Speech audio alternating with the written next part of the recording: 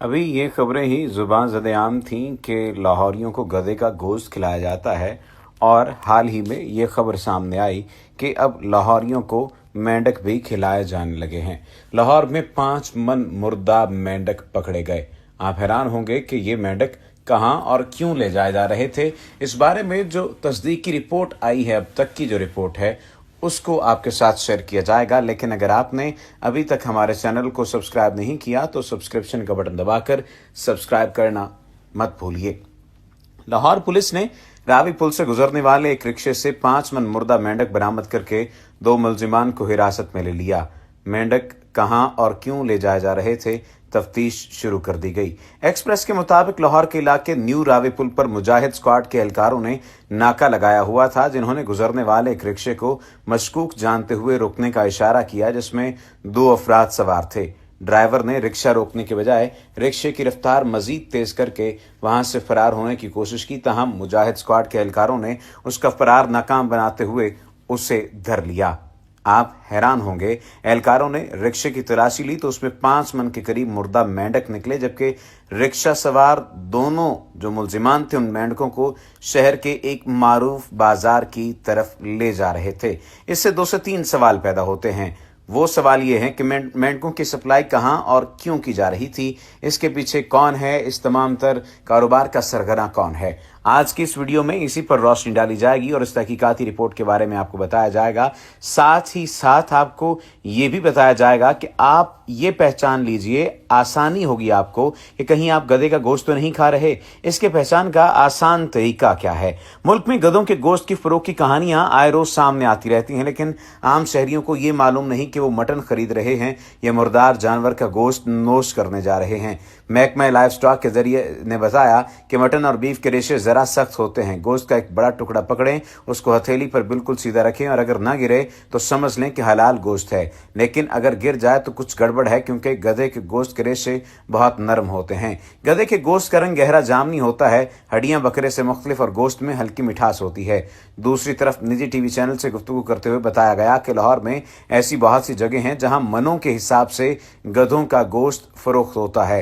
लाहौर और मुल्तान में 100 मन तक गधे का कीमा होता है। जराये का कहना था कि गुजरपुरा के इलाके से पकड़े गए कसाई से पूछताछ की गई तो इंकशाफ हुआ कि बकर मंडी में ही उसका हराम गोश्त का स्टॉल है और लाहौर के तमाम कसाईयों को इस बात का इल्म है, लेकिन सस्ता होने और नाजायज मुनाफाखोरी की वजह से वो भी हराम गोश्त को तरजीह देते हैं। मटन के नेमुल बदल के तौर पर गधे का गोश्त बेच दिया जाता है। मुलजिम ने बताया था कि मुतलका लाइफ स्टॉक ऑफिसर भी मुलव्विस है जो माहाना वसूल करता है, जबकि यही कसाई कई मरतबा उसी ऑफिसर के घर भी गधे का गोश्त पहुंचा चुका है। ज़राए तो ये बात कहते हुए नजर आते हैं कि हराम गोश्त की रोकथाम के लिए पंजाब गवर्नमेंट कानून ला रही है कि 5 लाख रुपए जुर्माना और 8 साल नाकाबिल जमानत कैद होगी। लेकिन सवाल ये पैदा होता है कि इन मुर्दा मेंढकों का क्या किया जाएगा, इन मुर्दा मेंढकों की रोकथाम कैसे की जाएगी। मुलजिमान प्रिंस और अजहर को थाना शाहदरा के हवाले कर दिया गया और साथ ही साथ महकमा लाइफ स्टॉक को भी मुतला कर दिया गया था। महकमा लाइफ स्टॉक का ये कहना था कि हमने कतई तौर पर इस मामले में नहीं पढ़ सकते क्योंकि ये महकमा लाइफ स्टॉक के जुमरे में नहीं आता। आप इसे कानून के मुताबिक ही देखिए। और कानून यानी थानेदार या थाने वाले इस तमाम तर मामले पर चकरा गए थे और उन्हें इस बात का इल्म ही नहीं हो रहा था कि दर हकीकत मामला क्या है। बुनियादी तौर पर जब ये तमाम तर सूरत हाल पेश आई तो उस वक्त पुलिस वालों को भी इस बात का आइडिया नहीं हो सका कि इसको किस तरह से हैंडल किया जाए और इसके साथ क्या सलूक इख्तियार किया जाए, क्योंकि वो बुनियादी तौर पर नहीं जानते थे कि ये किस जुमरे में आता है। फिर तहकीकात हुई और तहकीकात के बाद प्रिंस और अजहर ने ये बात कही कि ये तमाम तर मेंढक जो हैं ये मेडिकल कॉलेजेस को फरोख्त किए जाते हैं, न कि किसी होटल को और ना ही किसी और जगह पर, ना ही किसी और बाजार पर। हमारा रास्ता वही बनता है, लेकिन हम इन्हें हॉस्पिटल लेकर जाते हैं जहां पर मेडिकल कॉलेजेस के तलबा और तालिबात इन पर तजर्बात करते हैं और तजर्बात करने के बाद, सीखने के बाद फिर वो अपनी डिग्री में जो उन्हें मुआवनत मिलती है, जो रिसर्च करते हैं, उस पर वो लिखते हैं और अपने रिसर्च पेपर शाया करते हैं। इस बात में कितनी सदाकत है या इसमें झूठ है, ये तो आइंदा आने वाली रिपोर्ट्स ही बताएंगी। लेकिन एक बात तो वाज़े हो चुकी है कि इससे पहले भी ऐसा घिनौने काम किए जाते रहे हैं और अब भी यही घिनौना काम किया जाता रहा है। और अगर खुदा न खास्ता लाहौरियों को ये मेंढक खिलाए जाते रहे या ऐसी कोई कोशिश भी की जाती रही है तो ये बहुत तकलीफ दह अमल है और बहुत नुकसान दह अमल है। इसी तमाम तरज़िमन में जब ये गधे के गोश्त का मामला चल रहा था तो उस वक्त सवाल ये पैदा हुआ कि क्या गधे का गोश्त हराम है और किस नौयत का है और क्या सूरत हाल क्या है। पाकिस्तान में आंधी तूफान का तरह एक इशू उठता है, जज्बाती कौम मरने मारने पर तुल जाती है और फिर इसी तेजी से वो इशू नसिया मुनसिया हो जाया करता है। अगरचे लाहौरियों की गदाखोरी एक कौमी जुगत बन चुकी है, मगर इस उलटबाजी में यह भी तस्लीम कर लिया गया है कि पाकिस्तान से हर माह गधे की हजारों खालें औने पौने दानों बरामद कर दी जाती हैं। मीडिया से ही मालूम हुआ कि केपी के हुकूमत ने चाइना हुकूमत के साथ गधे बरामद करने का मुआहदा किया, यानी ये एक सीरियस मुआशी मसला है। अगरचे अमेरिका जैसे मुल्क में कौमी सियासी पार्टी का इलेक्शन सिंबल है, मगर हिंदू पाक में गधा इंतहाई काबिल नफरत जानवर शुमार होता है। हमारे यहाँ गधाखोरी तो दूर की बात, गधा सवारी को भी जिल्लत आमेज जाना जाता है, हालांकि इसे सुन्नत अमल भी कहा जाता है। सवाल यह है कि गधे से हमारी कौमी नफरत दीनी बुनियाद पर है या हिंदुस्तानी कल्चर की वजह से। इस तमाम तर मामले पर यह बात देखिए कि दीगर मसाइल की तरह खुराक के मामले में भी फुकहा के यहाँ इख्तलाफ पाया जाता है। मसलन अहले सुन्नत के यहाँ खरगोश हलाल जानवर है, मगर अहले तशय्युअ उसे बिल्ली ही तस्वुर करते हैं। सारी अरब दुनिया शौक से झींगे खाती है, मगर हनफी हजरात इसका खाना नारवा समझते हैं। लेकिन गो को खाना तो सबके नज़दीक हलाल है। आपने गो देखा है, जिसे अरबी में अलजब और अंग्रेजी में एरोमेटिक्स कहते हैं। छिपकली की तरह का एक रेप्टाइल है, सहरा में पाया जाता है और सहाबा से इसका खाना साबित है। क्या आज पाकिस्तान का कोई दीनदार आदमी तली हुई गो को बतौर सुन्नत खुराक खाना पसंद करेगा?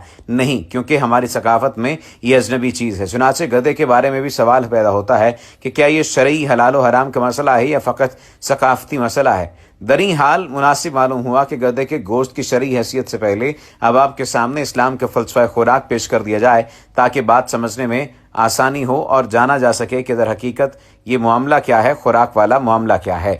एक बात की नोट कीजिए कि हलाल व हराम का कतई फैसला कुरान से किया जाएगा, और जाहिर है कि खुराक की चीज़ों में से मादी तौर पर कुरान सिर्फ 3 अशिया के हराम होने का सराहत से जिक्र करता है: मुर्दा जानवर, बहदा खून और खंजीर का गोश्त। इस्लाम में गज़ा का मुकदमा यह है कि इसमें अव्वल-दीन तरजीह इंसान की ज़िंदगी और सेहत को हासिल है। बस हर वो चीज़ जो इंसान के लिए हलाकत का सबब बनेगी वो इस्लाम में हराम होगी। इंसान का मादी वजूद 2 चीज़ों का मजमुआ है, आज़ा और आसाब। चुनाचे हर वो चीज़ जो इसके आज़ा या आसाब के लिए तबाकुन हो वो अपनी मुजरत के बकदर हराम होगी। बरसबील तज़किरा इंसान का एक रूहानी वजूद भी होता है और खुराक के लिहाज से उसकी भी सेहत व मुजरत के असबाब होते हैं। हम अगर हिस्सी या बातिनी तौर पर हराम होने वाली अशिया, हराम कमाई वाली या गैर खुदा के नाम पर मजबूब वगैरह का इस मजमून में इसलिए जिक्र नहीं करेंगे कि ये हर फर्द के अंदर का मामला है। वसीयत एक मुस्लिम सेकुलर के हम सिर्फ इसी प्रोसीजर पर बात करेंगे जो हुकूमती निज़ाम के दायरे में आ सकता है। जहर चूंकि हर इंसानी ज़िंदगी के लिए मोहलक है तो इस्लाम में यह अमूमी तौर पर हराम है। किसी एक शख्स को कोलेस्ट्रोल, ब्लड प्रेशर, शुगर या किसी और ख़ास मरज़ की वजह से एक मुस्तनद डॉक्टर भिंडी खाने से मना कर देता है मिसाल के तौर पर, और इसके लिए उसको मोहलक बताता है, तो अब यह सब्ज़ी बावजूद हलाल होने के ख़ास उस आदमी के लिए हराम हो जाएगी। डॉक्टर की नसीहत के बावजूद अगर इस आदमी ने जानबूझकर भिंडी खाई और इसकी वजह से मर गया तो यह हराम मौत मरा, इसको खुदकुशी कहा जाएगा। यानी असल मसला जहर या सब्जी का नहीं बल्कि इंसानी ज़िंदगी और सेहत का है। अभी हम ईमानी सेहत की बात नहीं कर रहे। बस अगर जहर को किसी दवा में एक ख़ास मिकदार में इस्तेमाल करने से किसी की सेहत का फ़ायदा हो रहा हो तो फिर यहाँ जहर उसके लिए हराम नहीं रहेगा। मुस्तनद डॉक्टर की ममानियत के बावजूद अगर मरीज़ कसदन खाएगा तो खुदकुशी में शुमार होगा। चुनाचे खुदकुशी वाली मौत एक इस्लामी टर्म है तो तबीब की ममानियत को हराम कहा गया है, वरना हराम हलाल बारे असल अथॉरिटी तो कुरान है। इस बुनियादी उसूल के बाद हम खुराक में हलाल व हराम की ग्रेडेशन की तरफ आते हैं। कुरान के 3 हिस्से पर पानी है, मगर ज्यादा खुराक बर्री हिस्से से हासिल की जाती है। तो पहले हम खुश्की पर पाई जाने वाली खुराक का जिक्र करते हैं। इस खुराक को 3 अनवा में तकसीम करते हैं, जिनमें 2 हलाल हैं और 1 हराम है। खुराक की पहली किस्म नबातात है। इस्लामी फलसफा यह है कि आदमी मिट्टी से बनी हुई मखलूक है और चुनाचे मिट्टी से निकलने वाली सब अशिया इसके लिए हलाल हैं। तवक्त यह कि मुस्तनद अतबा किसी खुराक को मुज़र सेहत करार दे दें, यानी हर किस्म की सब्जी, फल, घास, फलियां वगैरह जो भी मिट्टी से निकले वो इस्लाम में खुराक के लिए असलन हलाल है। इंसानी खुराक की दूसरी किस्म चरिंदे हैं, यानी वो जानदार मखलूक जो सिर्फ नबातात को ही अपने खुराक में इस्तेमाल करती है, तो ऐसी मखलूक भी हलाल है, जैसा कि बकरी, भेड़, दुम्बा वगैरह, बशर्तिये के मुस्तनद अतबा उनमें से किसी کا گوشت مضر صحت قرار نہ دیں۔ واضح رہے کہ مضر صحت کے بھی درجات ہوتے ہیں، جان لیوا ہے تو حرام ہے اور اس سے کم تر ہے تو اسے مکروہ وغیرہ کہا جا سکتا ہے۔ زمینی خوراک کی تیسری قسم درندوں کا گوشت ہے، یعنی وہ مخلوق جو اوپر بیان کی گئی ہے۔ دوسری قسم والی مخلوقات کو کھا کر زندہ رہتی ہے، جیسے شیر، بھیڑیا وغیرہ، جن کی خوراک چرندے ہوتے ہیں، بس یہ جنس حرام ہے۔ آسان زبان میں یوں کہیں کہ مٹی سے بنی ہوئی پہلی چیز حلال، پھر اس پہلی چیز سے بنی ہوئی دوسری چیز بھی حلال، مگر پھر اس دوسری چیز سے بنی ہوئی تیسری چیز حرام ہے۔ ایک اور بات یہ بھی نوٹ کیجئے، قرآن سارے جہان کے جانداروں کی لسٹ مہیا نہیں کرے گا۔ قرآن میں بھینس کا ذکر نہیں ہے کیونکہ عرب لوگ دریائی علاقے کے اس جانور سے واقف نہیں تھے۔ قرآن صرف اصول بیان کرتا ہے، آگے تشریح کرنا فقہا کا کام ہے۔